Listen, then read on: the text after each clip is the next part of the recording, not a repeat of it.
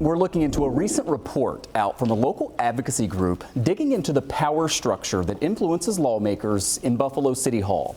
Our City Action Buffalo releasing this Who Rules Buffalo report. The group says with Buffalo Mayor Byron Brown having stepped down recently and a major transition happening at City Hall, now is the time to change the power dynamic that is rooted in business and real estate interests. The report outlines the city's most powerful business leaders like law firms, banks, business, advocacy groups that work together in support of a shared agenda.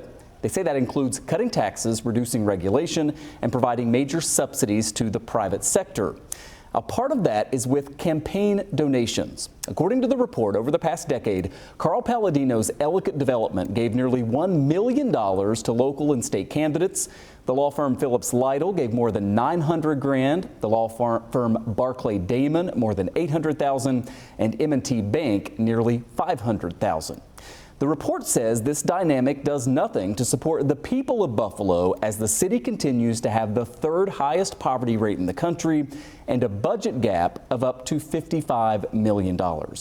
Jeff Kelly with Investigative Post took a deeper look at this 100-page report and joins me now with some of the findings there. A lot to discuss. It's 100 pages, but it's a pretty easy read, I gotta say. Yeah, and maybe not full of a lot of surprises for those who follow politics and business in the city of Buffalo and Western New York, but a handy primer with the mayoral election coming up next year.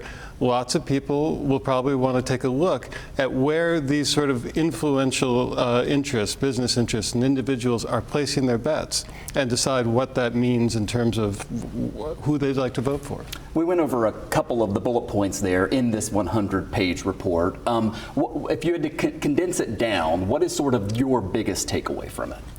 Well, what you see is that there is a group of as you outlined, sort of particularly real estate interests and banks who have this shared agenda that includes lower taxes, subsidies, and tax breaks for businesses, particularly for real estate development in the city. Mm-hmm. And they have the ear. They've certainly had the ear of Mayor Byron Brown during his long tenure in City Hall. He sort of embraced their agenda, and the results have been mixed. You know, you see a lot of new building. And particularly in downtown Buffalo, not so much in other neighborhoods, but at what cost? A lot of those projects are heavily subsidized. The tax rate has been kept low, which is good, frankly. It feels good if you're a resident of Buffalo, as I am.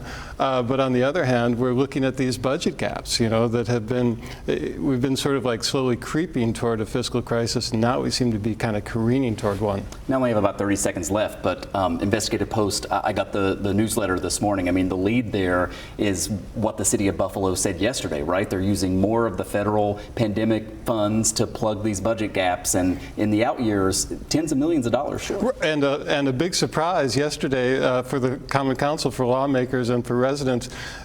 The crisis is worse than we thought. $15 million in reserve funds that we're counting on to close the budget gap this year. Turns out we don't have it because we had to use it to close the budget gap from last year. Jeff Kelly with Investigative Post. Make sure you go to investigativepost.org. A ton in this report. You're right, really fascinating stuff. Jeff, thank you. My pleasure.